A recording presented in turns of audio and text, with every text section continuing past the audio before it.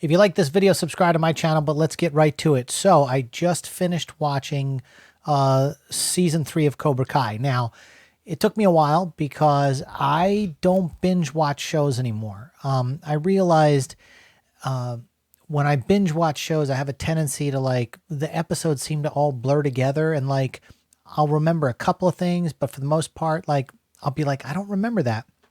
And I love the platform, like what Disney Plus does. It's kind of like Hulu as well, because they're owned by Disney, is releasing one episode a week of a particular series, like The Mandalorian or whatever else is on, because it gives me an opportunity to go to work on set with the crew members in between takes, or if there's a long setup, and I can talk to other film crew members about the episode. It's like the old water cooler talking. And I love that, because then you spend all week trying to figure out, well, what's going to happen next week, or we come up with all these different theories and ideas, and you debate things, and I enjoy that. So I watched only 2 episodes a night over the course of about a week and a half. Not every night, 2 episodes, then would wait a day and then watch another 2 episodes. And so by the end of the season, spoiler alert, I loved season 3 because of how the last episode, the season finale, ended. I loved having Elizabeth Shue back as Allie. And I love the fact that one of the things I've struggled with watching Cobra Kai is it seemed like every time Ralph Macchio and William Zabka, every time you thought they were going to be friends, somebody would piss one of the other ones off, and then the whole episode would be like for nothing. Like they got all the way up there and you thought that they would bury the hatchet, and then somebody pissed off somebody, and it was like it did that every episode. And I understand that, as far as the show goes, is once those guys become friends, the arc has been complete at that point, which is why it was really cool that with Martin Kove and his Kreese character, they kind of made him, the villain that they can team up against going into season 4. I have a friend of mine, Casey. He works on Cobra Kai in the locations department, and he was working on the show that I was currently working on.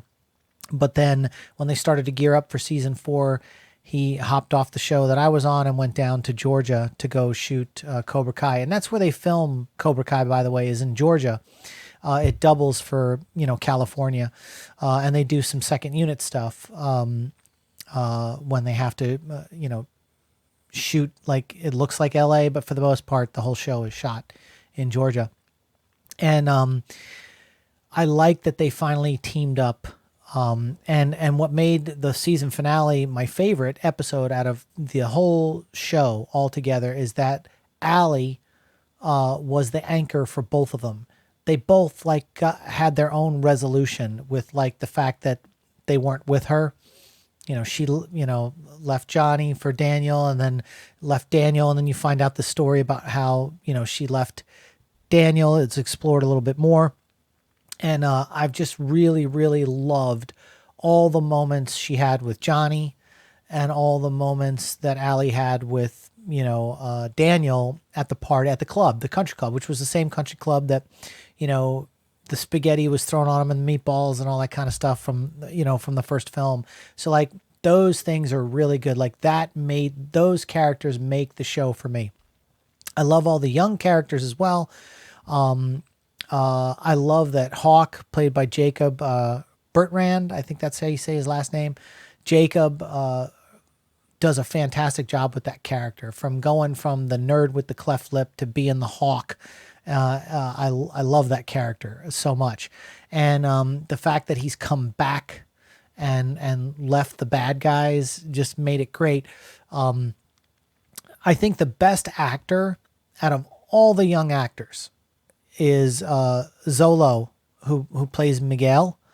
I think he is one of the most natural actors on the show. Everything just flow. He's got the same type of timing and flow as Shia LaBeouf, as far as it looking so easy and natural to him as an actor. And I'm an actor, so when I see really good acting, I just have to talk about it, because that actor is just on point, absolutely on point. He's the best actor on the show as far as I'm concerned, as far as the young actors. I love that Johnny, even though he had resolution with Allie, is going to stick with Carmen, Miguel's mom, because I kept saying, I hope he doesn't become the bad guy and treats her like crap. And because he wanted Allie, it was Allie that brought him around full circle to make him realize that he's got something good right now and he should explore it. Love that. Absolutely love that. Tori, that's played by Peyton, the whole, everything that she had with Sam, Mary Mauser, all the stuff that they did together, their arc was really good this season. The only drawback that I see, and before I do that, I'll go into Martin Cove. I love the fact that they explored finally the background of how Kreese became the bad guy that he is and the sacrifices that he made in the Vietnam War, and that his girlfriend was killed in a car accident and all that kind of stuff. Like, that was really good storytelling to give a backstory to him as to why he's so jaded and broken. It was good that they did that because, again, when it comes to the Daniel and Johnny storyline, it's like, where was it really going to go this season? And so to anchor all the episodes with Kreese and his Vietnam background was great. I really, really enjoyed that. The writing on the show is fantastic. I mean, they really, really do a good job. Dimitri, seeing him come out of his shell with Yasmin, the preppy girl, was fantastic.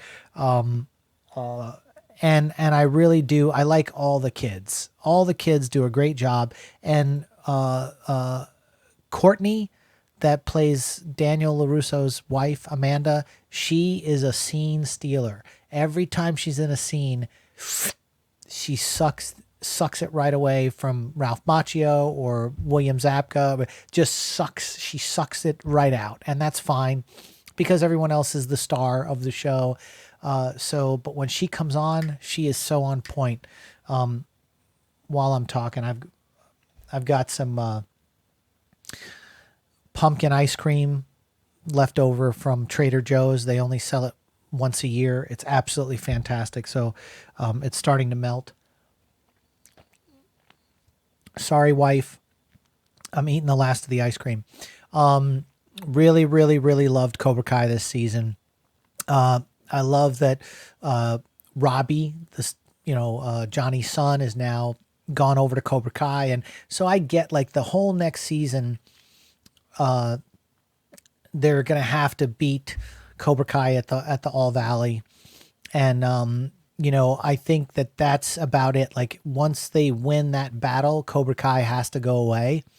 It's the only way. I don't know how they're gonna go any further than 4 seasons on the show. And I know I just read something in the trades today that they were talking about the writers of having a Miyagi verse and spinning off and doing stories, whether they go back and cover Chosen, what he was doing after he lost to Daniel, and they want to have a Miyagi verse. And I get it, like with the Marvel universe and the DC universe, like now they've got this whole, Karate Kid universe that they can milk as long as the stories are good.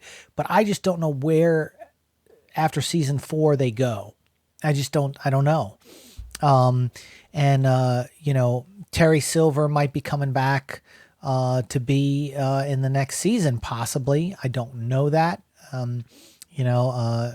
It's just, those are the rumors. I mean, who else can you bring back?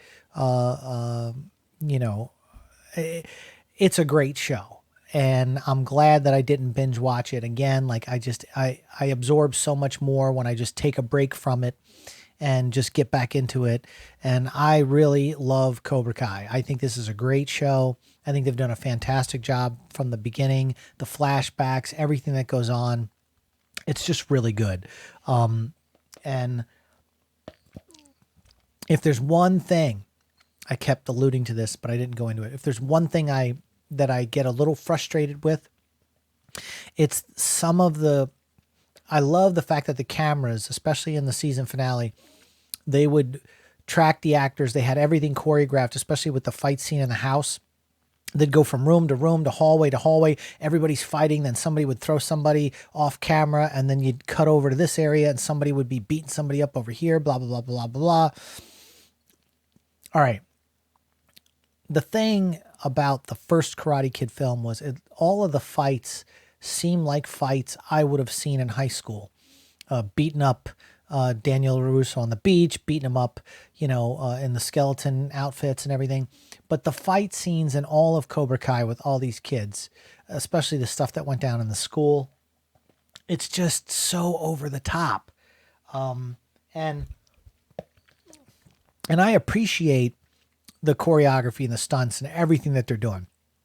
But it's like these kids are like John Wick, just getting punched 7 times in the face, and they're bleeding out of their mouths and nose. And it's just it's like these are kids. These aren't like, 35, 40-year-old men, beating each other up. They're kids and teenagers. And although that held water for the first Karate Kid film, and the second Karate Kid film, it took him to Okinawa, and, he fought Chosen there, and it was a different thing. It was like he could actually get killed there.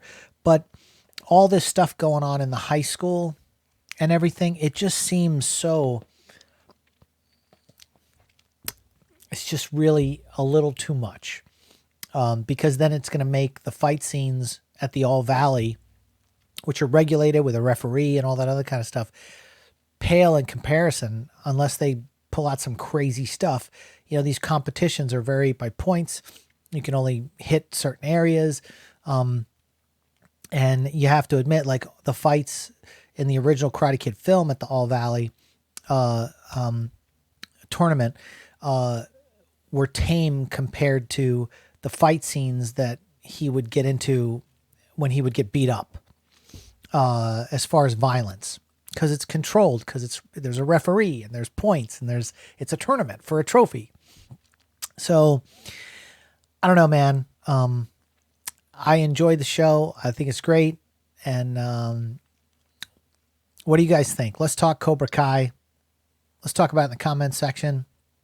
And I'm going to continue to eat my Trader Joe's pumpkin ice cream. And we'll see you on the next video.